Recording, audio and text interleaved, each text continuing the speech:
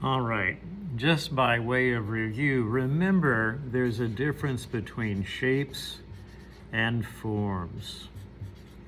And shapes are two-dimensional, and forms have an additional third dimension called depth. So we're going to label those 3D. A shape can be very regular, like this triangle. It only is measured in 2 dimensions, height and width. Take that same shape and add an extra dimension, depth, and now you have a form. It's no longer a shape. The fact that I can see more than one surface of this object to include its depth, that's what makes it a form, okay? And because we live in a 3D world, it's kind of neat to be able to draw in this fashion. Remember, shapes are flat, 2-dimensional. Forms are 3-dimensional. So I'm going to add a little extra edge to that to show the inside. This could be a tire. I don't know what that could be. There's an outside edge right there. And suddenly I've gone from a shape to a form. Okay? So just remember. Now, what I'm going to do here is combine the use of geometric forms on one side and organic forms on the other. Geometrics are regular. They're like mathematically in precision. Spheres, rectangular prisms, cubes. You see I have a very light underdrawing here. These are going to be Martian characters, aliens from a Martian or from the planet Mars. I've drawn lightly in pencil to help myself. Notice how I turn the paper in order to get placement of that curve right there.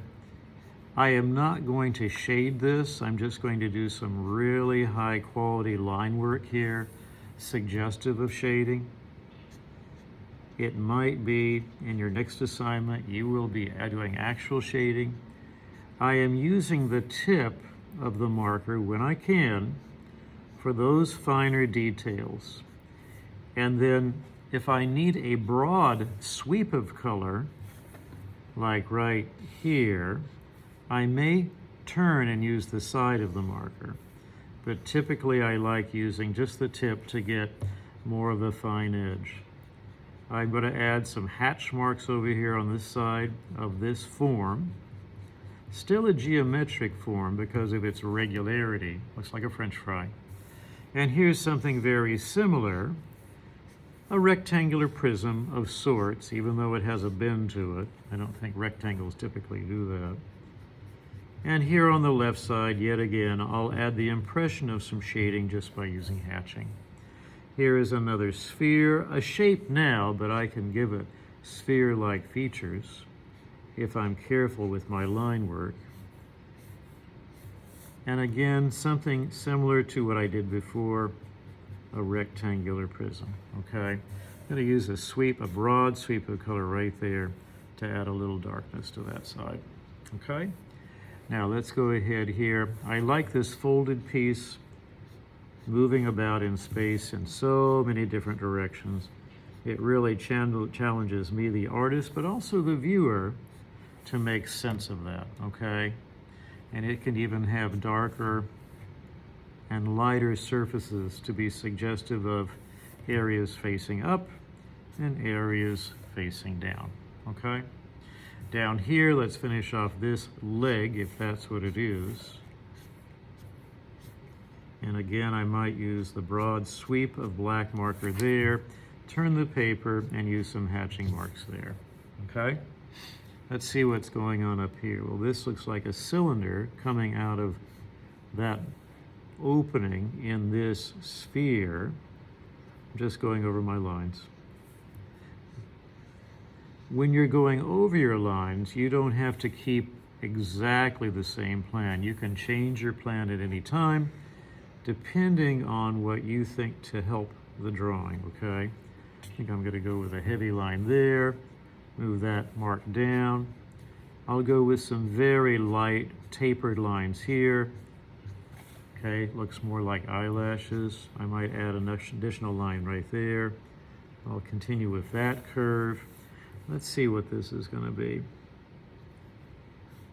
Not exactly sure. It could be the suggestion of a mouth on that, or lips, I don't know. Remembering that these are alien creatures, go inside here, add a little darkness, okay? So that one's done, mostly based on geometric forms, very regular geometry, okay? Not sure that mark did any favors, but it's there now, I can't get rid of it. Now over here, I'm going to be using more organic shapes, and then they're going to transform into forms. I think I'm going to bring that around a little bit more than I had it. We're going to come back up there and thicken that line pretty quick. Make an adjustment here.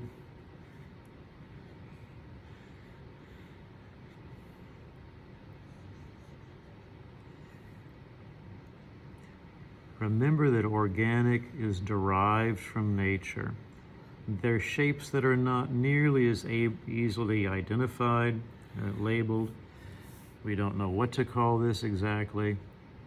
In nature, you're less likely to find geometric shapes and more likely to find organic shapes.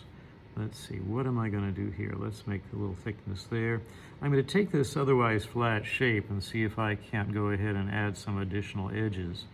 That thick line there can be an additional edge. That can be an additional edge. I'm trying to give the impression of a deeply shadowed side to this so that there is that sense of depth, although it's not a very great depth. Just dropping a shadow along the side there, along the side there. That was easy.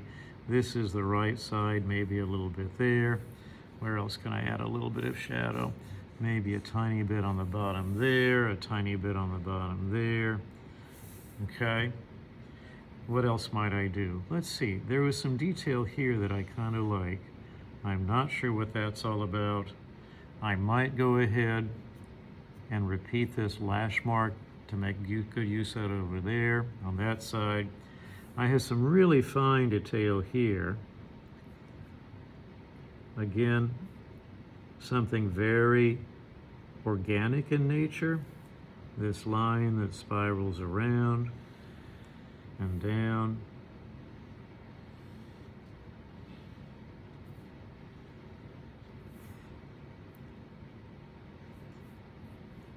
I'll put some little marks on the side there, and I'm done. So these are my alien creatures, my creatures from Mars.